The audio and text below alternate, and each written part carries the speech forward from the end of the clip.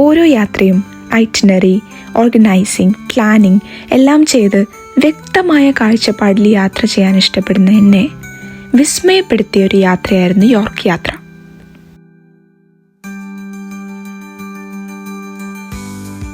Hello, ഞാനിപ്പോൾ Manchester Victoria സ്റ്റേഷനിലാണുള്ളത്. ഇപ്പോൾ ഞങ്ങൾ 6:59 ട്രെയിനാണ് കയറിയിട്ടുണ്ട് യോർക്കിലേക്ക്. എൻ്റെ കൂടെ എൻ്റെ ജിം പാർട്ട്ണറും ഉണ്ട്. Hello, hi. എത്ര തന്നെ ശാഠ്യപ്പെട്ടാലും യോർക്കിൻ്റെ മനോഹാരിതയിൽ ഒരു പ്ലാനും നടക്കില്ലെന്ന് കരുതി അടിപതറിയ ഞാൻ പിന്നീട് യോർക്കിൻ്റെ പ്ലാനിലായിരുന്നു സഞ്ചരിച്ചത്. ഓരോരുത്തർക്കും യാത്ര ചെയ്യാൻ പല പല കാരണങ്ങളാണ്. എന്നാൽ ഞാൻ പോകുന്ന സിറ്റി ആഴത്തിൽ മനസ്സിലാക്കാൻ വേണ്ടിയാണ് എൻ്റെ ഓരോ യാത്രയുടെയും ബിഗിനിങ്. ട്രെയിൻ സ്റ്റേഷനിലിറങ്ങിയ ഞങ്ങൾ ആദ്യം തന്നെ ഐറ്റിനറി എടുത്ത് തപ്പാൻ തുടങ്ങിയപ്പോൾ അതാ മുന്നിൽ തന്നെ hop in hop off bus കണ്ടു.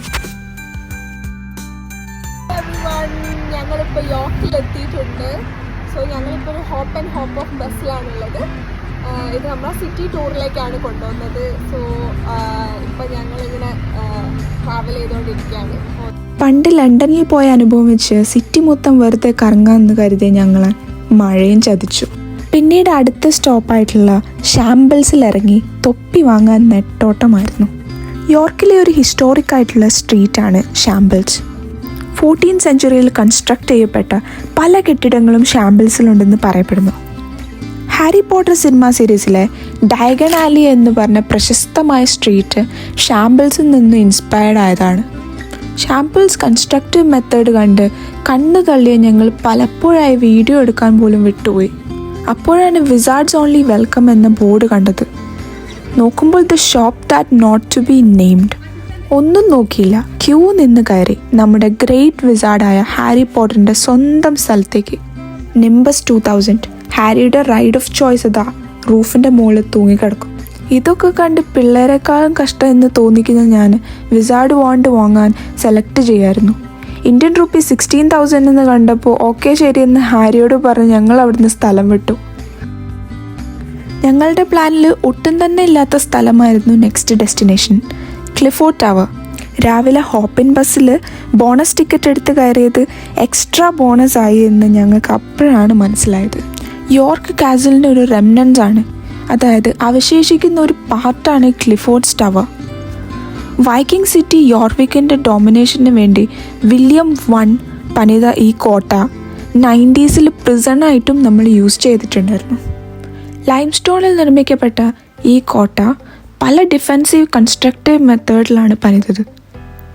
1935 മിലിറ്ററി പ്രിസൺ കംപ്ലീറ്റ്ലി ഡിമോണിഷ് ചെയ്ത് 20s തുടക്കത്തിൽ ടൂറിസം ഡെവലപ്മെൻറ്റായി ഈ നാഷണൽ മോണുമെൻറ്റ്.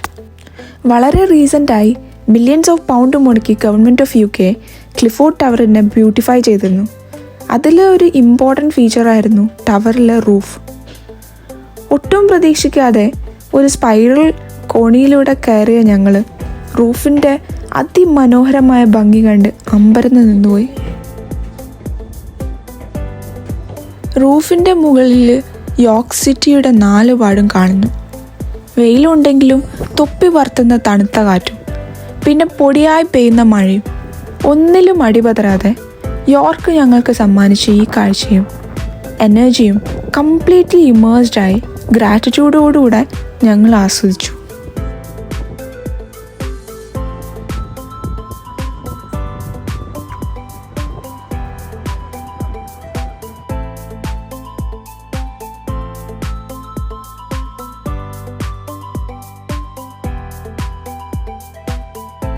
ഞങ്ങളിപ്പോൾ ഉള്ളത് ക്ലിഫോർഡ് ടവറിലാണ്. How beautiful it is. And ഇതിൻ്റെ ഏറ്റവും ടോപ്പസ്റ്റ് ലെവലിൽ വന്ന് നിൽക്കുകയാണ് ഞങ്ങൾ. And quite raining actually, but still it's beautiful. ഇതിൻ്റെ മുകളിൽ വന്നത് കംപ്ലീറ്റ്ലി വർത്ത്ഫുൾ ആയിട്ടുണ്ട്. സോ യോർക്കിൽ വന്നിട്ടുണ്ടെങ്കിൽ one of the best spot is Clifford tower. ഞങ്ങൾ ഇത്രയൊന്നും പ്രതീക്ഷിച്ചിട്ടില്ലായിരുന്നു. But the whole York city you can have a beautiful sightseeing at the top of Clifford Tower. Anyway, I got my friend here. ഞങ്ങൾ അടിച്ച് പൊളിക്കാണ്. ഉച്ച കഴിഞ്ഞപ്പോഴേക്കും നല്ല വെയിലുണ്ടായിരുന്നു. പിന്നെ ഒരു ആനയെ തിന്നാനുള്ള വിശപ്പും. ജിം പാർട്ട്നേഴ്സ് ആണെങ്കിലും ചീത്തയായി ഞങ്ങളന്ന് പ്രഖ്യാപിച്ചിരുന്നു. നല്ല ഈട്രീസ് തപ്പി പോകുമ്പോഴാണ് റോഡിലൂടെ ഈ കാഴ്ച കണ്ടത്. യോർക്ക് റെയിൽവേ മ്യൂസിയത്തിലെ ഒരു സിറ്റി റൈഡാണിത്. കാണുമ്പോൾ നല്ല ചെറിയൊരു തീവണ്ടി പോലെ തോന്നുമെങ്കിൽ ഇറ്റ് വാസ് റിയലി ഹിലാരിയസ്. നടന്ന് ഞങ്ങളൊരു തായ് ഈട്രി കണ്ടു. പിന്നെ ഒന്നും നോക്കിയില്ല, കണ്ടതെല്ലാം ഓർഡർ ചെയ്ത് ഇത്ര ദിവസത്തെ കഠിനാധ്വാനത്തിൻ്റെ റിവാർഡ് പോലെ ഭക്ഷണം അകത്താക്കി. ലഞ്ച് കഴിഞ്ഞപ്പോൾ പകുതി ആശ്വാസമായി.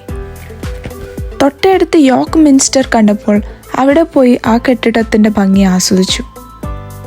കാഴ്ചകൾ കണ്ടത് ഏറെയാണ്, എന്നാൽ വീഡിയോയിൽ ഒപ്പിയെടുക്കാൻ പലപ്പോഴായി മറന്നതാണോ അതോ മനഃപൂർവ്വം വിട്ടതാണോ? ലിവ് ഇൻ ദ മൊമെൻറ്റ് എന്ന ക്വാട്ടേഷൻ എന്തുകൊണ്ടും അനുയോജ്യമായത് ഈ ഒരു നിമിഷത്തിലായിരുന്നു. യാത്രയുടെ അനുഭവങ്ങളും പുതിയ പാഠങ്ങളും റീകളക്ട് ചെയ്യുന്നതാണല്ലോ തിരിച്ചുള്ള യാത്ര. പോകുമ്പോൾ ഉണ്ടായിരുന്ന എക്സൈറ്റ്മെൻ്റ് ഒന്നും തിരിച്ചു വരുമ്പോഴില്ലായിരുന്നു. എന്നാൽ നനുത്തൊരു പുഞ്ചിരി രണ്ടുപേരുടെ മുഖത്ത് തിരിച്ചു വരുമ്പോൾ ഉണ്ടായിരുന്നു. അത് ഞങ്ങൾക്ക് സമ്മാനിച്ച യോർക്ക് എന്നൊരു ചെറിയ നഗരത്തിന് ഞങ്ങളുടെ ഒരുപാട് നന്ദി.